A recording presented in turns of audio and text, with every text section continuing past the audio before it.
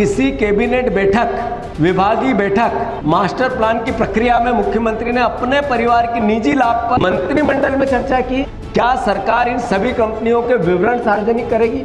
10 रुपए की जमीन है वो 1000 रुपए की करेंगे, ये पहले से प्लान आउट था क्या? हाउसिंग बोर्ड कोई योजना लाता है तो वहां 50% डेवलप प्लाट मिलेगा और मुख्यमंत्री को 70%। इतनी बड़ी मात्रा में भूमि पर निवेश हुआ, दायित्व नहीं है इसकी पूरी जांच कराने का? क्या विकास योजनाएं पहले बनी और फिर जमीन खरीदी गई, या जमीन पहले खरीदी गई और फिर विकास योजनाएं बनी? ये मुख्यमंत्री से व्यक्तिगत सवाल है, कुछ सरकार के मतलब मोहन यादव से सवाल है, ये सरकार के मुख्यमंत्री से सवाल है और चीफ सेक्रेटरी से सवाल है, प्रशासन से सवाल है, मंत्रिमंडल से पूरे से सवाल है। क्या मुख्यमंत्री कार्यालय ने कभी यह सुनिश्चित किया कि जिन क्षेत्र में परिवार की भूमि है वहां होने वाले सरकारी निर्णयों में मुख्यमंत्री स्वयं को अलग रखे? मुख्यमंत्री की जमीनें हैं, उसको लाभ मिलेगा इस परियोजना से, ऐसे निर्णय में मुख्यमंत्री ने अपने आप को अलग किया क्या? दूसरा, क्या किसी कैबिनेट बैठक, विभागीय बैठक, मास्टर प्लान की प्रक्रिया में मुख्यमंत्री ने अपने परिवार की निजी लाभ पर मंत्रिमंडल में चर्चा की कि ये जमीन का इस योजना से मेरे परिवार को इस तरह का लाभ होगा? क्या मंत्रिमंडल में ये बात आई थी? यदि किसी मंत्री के परिवार का द्वारा सरकारी परियोजनाओं का लाभ मिलने वाले क्षेत्र पर बड़े पैमाने पर निवेश किया जाए, मंत्रिमंडल का हिस्सा एक मंत्री, अगर उसके परिवार को किसी परियोजना का बड़ा लाभ मिलेगा परियोजना से, तो क्या सरकार खुफिया तंत्र इस पर नजर रखता है? या फिर मध्य प्रदेश के गृह मंत्री खुफिया तंत्र को आंखों पे पट्टी बांध दी गई है, वो बोलता है कुछ, सुनता है, देखता है या चुप रहता है? कि रिपोर्ट्स में मुख्यमंत्री की पत्नी, पुत्रवधू, भाइयों, भतीजों, चचेरे भाई के साथ 4 रियल एस्टेट का उल्लेख है। क्या सरकार इन सभी कंपनियों के विवरण सार्वजनिक करेगी? क्या सही है कि मुख्यमंत्री अपनी पत्नी की हिस्सेदारी वाली कंपनियों को भूमि हस्तांतरण परिवार के अन्य सदस्यों में भी हुआ है क्या? मुख्यमंत्री परिवार की सभी कंपनियों के हिस्सेदार फॉरेंसिक ऑडिट कराने के लिए तैयार है।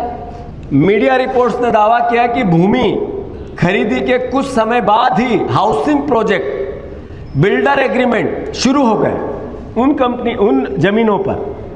क्या पहले नियोजित व्यवसाय की रणनीति का हिस्सा था कि जमीन खरीदेंगे, मास्टर प्लान में चेंज आएंगे, परियोजना लाएंगे, उस बीच में रियल एस्टेट कंपनी से हम अपना एग्रीमेंट करेंगे और जो 10 रुपए की जमीन है वो 1000 रुपए की करेंगे? ये पहले से प्लान आउट था क्या? ये सही है कि कुछ परियोजनाओं में भूमि मालिकों के विकसित संपत्ति 60% से 70% का हिस्सा है, जिनकी भूमि है, मुख्यमंत्री की हो, उसके परिवार की हो।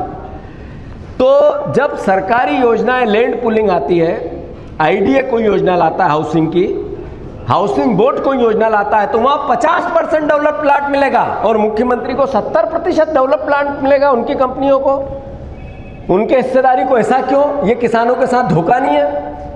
ये उन जमीन मालिकों के साथ धोखा नहीं है कि आप सरकार की योजनाओं में 50-50 का रेशो, 40-60 का रेशो और मुख्यमंत्री के इसमें 70-30 का रेशो?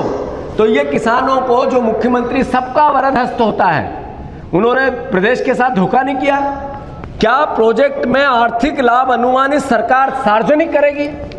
इन प्रोजेक्ट में जितना पैसा आर्थिक फायदा होगा इसका असेसमेंट करके सार्वजनिक करेगी क्या? सवाल है कि मुख्यमंत्री जी बताएं कि पहले सड़क तय हुई कि पहले जमीन खरीदी गई? पहले सड़क हुई या पहले जमीन खरीदी? ये बात तो उनको स्पष्ट बताना पड़ेगा ना प्रदेश को। क्या उज्जैन के सामान्य किसान नागरिकों को भी ये जानकारी उपलब्ध थी जिसके आधार पर इतनी बड़ी मात्रा में भूमि पर निवेश हुआ? इसका सार्वजनिक कोई प्रमाण है? पूरे देश के सामने न खाऊंगा न खाने दूंगा कि सार्वजनिक घोषणा करने वाले प्रधानमंत्री की क्या नैतिक दायित्व नहीं है इसकी पूरी जांच कराने का?